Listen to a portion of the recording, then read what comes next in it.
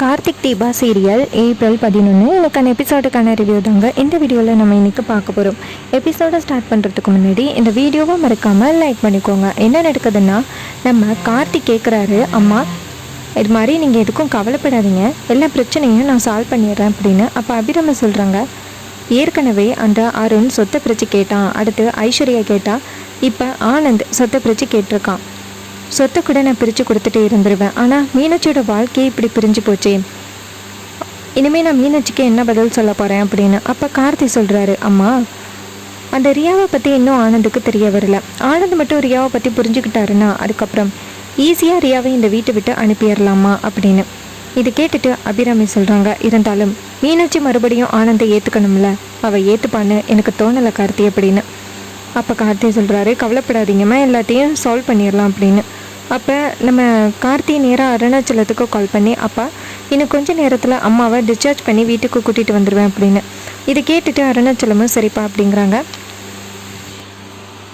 கார்த்தி நேராக டாக்டர் கிட்டே போய் கேட்குறாங்க, இது மாதிரி அம்மா கண் முழிச்சிட்டாங்க, இதுக்கப்புறம் எந்த பிரச்சனையும் இல்லைல்ல டாக்டர் அப்படின்னு. அப்போ டாக்டர் சொல்கிறாங்க, கார்த்தி இதுக்கப்புறம் நீங்கள் எந்த கவலையும் பட வேணாம், உங்கள் அம்மாவை வீட்டுக்கு கூட்டிகிட்டு போகலாம், அந்த பேண்டேஜ் மட்டும் பிரிக்கிறதுக்கு மட்டும் நாங்கள் நர்ஸ் அனுப்புகிறோம் அப்படின்னு. இது கேட்டுட்டு கார்த்தியோ சரி அப்படின்னு சொல்லிட்டு அபிராமியை வீட்டுக்கு கூட்டிக்கிட்டு கிளம்புறாரு. வீட்டில் அருணாச்சலம் தீபாட்ட சொல்கிறாங்க, தீபா அத்தை இன்னும் கொஞ்சம் நேரத்தில் வந்துடுவாங்க, அவங்களுக்கு ஆரத்தி ரெடி பண்ணு அப்படின்னு. தீபாவும் சரிங்க மாமா அப்படின்னு சொல்லிட்டு நேராக சாமி ரூமுக்குள்ளே போயிட்டு, அத்தை நல்லபடியாக வீட்டுக்கு வராங்கன்னா அதுக்கு காரணமே நீங்கள் தான் அப்படின்ட்டு சாமி கும்பிட்டுட்டு ஆரத்தி தட்டை கையில் எடுத்துக்கிட்டு வெளியில் வராங்க. அதே நேரத்தில் கார்த்தியும் அபிராமியும் வராங்க. நம்ம தீபா ஓடி போய் அபிராமிக்கு ஆரத்தி எடுக்கிறாங்க. இதை பார்த்துட்டு ஐஸ்வர்யா டென்ஷன் ஆகுறாங்க. எங்கள் அம்மா இன்னைக்கு ஜெயிலில் இருக்காங்க, ஆனால் இவளுக ரொம்ப சந்தோஷமாக இருக்காளுங்க, என்னால் பார்க்கவே முடியல அப்படின்ட்டு ஐஸ்வர்யா மனசுக்குள்ளேயே டென்ஷன் ஆகுறாங்க. நம்ம அபிராமி வீட்டுக்குள்ளே சோஃபாவில் உட்காடுறாங்க. அப்போ ஆனந்த் கேட்குறாரு, அம்மா எப்படி இருக்கீங்க அப்படின்னு. அப்போ அபிராமி சொல்கிறாங்க, நல்லா இருக்கும்பா அப்படின்னு. அப்போ கார்த்தி சொல்கிறாரு, இதுக்கப்புறம் எதுவும் நீங்கள் பேச வேணாம், நீங்கள் போய்ட்டு ரெஸ்ட் எடுங்க அப்படின்னு. அப்போ அபிராமி சொல்கிறாங்க, கார்த்தி ஒரு முக்கியமான வேலை ஒன்று முடிக்க வேண்டியிருக்கு அப்படின்னு. அப்போ கார்த்தி கேட்குறாரு, என்னம்மா அப்படின்னு.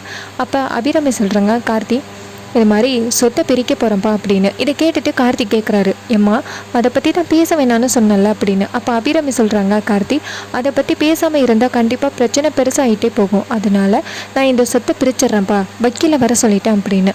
அப்போ கார்த்திக் கேட்குறாரு, ஏம்மா இப்படி பண்ணுறீங்க அப்படின்னு. அப்போ ஆனந்த் கேட்குறாரு, ஏன் கார்த்தி சொத்தெல்லாம் உன் பேருக்கு எழுதி வச்சுக்கலாம்னு திட்டம் போடுறியா அப்படின்னு.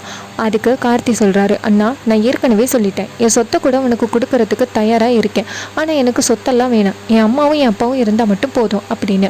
அப்போ ஆனந்த் சொல்கிறாரு, இப்படியே ஏமாத்திட்டேன் இந்த வீட்டில் உள்ளவங்க எல்லாரையுமே அப்படின்னு. அப்போ அபிராமி சொல்கிறாங்க, தயவு செஞ்சு சண்டை போடாதீங்க அப்படின்னு. அப்போ வக்கீல் வராரு. வக்கீல் தொட என்ன சொல்கிறாருன்னா, அபிராமி மேடம் நீங்கள் சொன்ன மாதிரி எல்லா சொத்தையும் கரெக்டாக பிரித்து எழுதியாச்சு அப்படின்னு. அப்போ ஆனந்த் கேட்குறாரு, நான் கேட்குறது தானே நீங்கள் கொடுக்கணும், நீங்களா இப்படி பிரிக்கலாம் அப்படின்னு. அப்போ அருணாச்சலம் சொல்கிறாரு, இது அபிராமியோட சொத்து, யாருக்கு கொடுக்கணும்னா அபிராமி தான் முடிவு பண்ணுவா அப்படின்னு. அப்போ அபிராமி சொல்கிறாங்க, இந்த வீடும் காஸ்மெட்டிக் கம்பெனியும் கார்த்திக்கும் தீபாவுக்கும் அப்படின்னு. இதை கேட்டுட்டு ஆனந்த் ஷாக் ஆகுறாரு. ஆனந்த் கேட்குறாரு, இந்த வீடு எனக்கு வேணும் அப்படின்னு. அப்போ ஐஸ்வர்யா கேட்குறாங்க, உங்களுக்கு இந்த வீட்டை கொடுத்துட்டா நாங்கள் என்ன பண்ணுறது, எங்களுக்கு தான் இந்த வீடு வேணும் அப்படின்னு. அப்போ அருண் சொல்கிறாரு, இங்கே பாரு ஐஸ்வர்யா, தேவையில்லாமல் வாயை கொடுக்காத, வாயை மூடு அப்படின்னு. அப்போ ஐஸ்வர்யா சொல்கிறாங்க, உங்களை மாதிரி என்னால் இருக்க முடியாது, எது வேணுமோ நான் கேட்டு வாங்கி தான் ஆகணும் அப்படின்னு. இன்னொரு பக்கம் அபிராமி சொல்கிறாங்க, ஏற்கனவே எழுதுனது தான், இதுக்கப்புறம் யாரும் எதுவும் பேசக்கூடாது, வாய் முடுங்க அப்படின்னு. இதை கேட்டுட்டு செம்ம டென்ஷன் ஆகுறாங்க நம்ம கார்த்தி. இது மாதிரி சொத்து வேணும்னு நினைக்கிறீங்களே தவிர்த்து அம்மா எவ்வளோ பெரிய கட்டத்துலேருந்து வந்திருக்காங்களே, அதை பற்றி யாராவது யோசனை பண்ணி பார்க்குறீங்களா அப்படின்னு டென்ஷன் ஆகுறாங்க.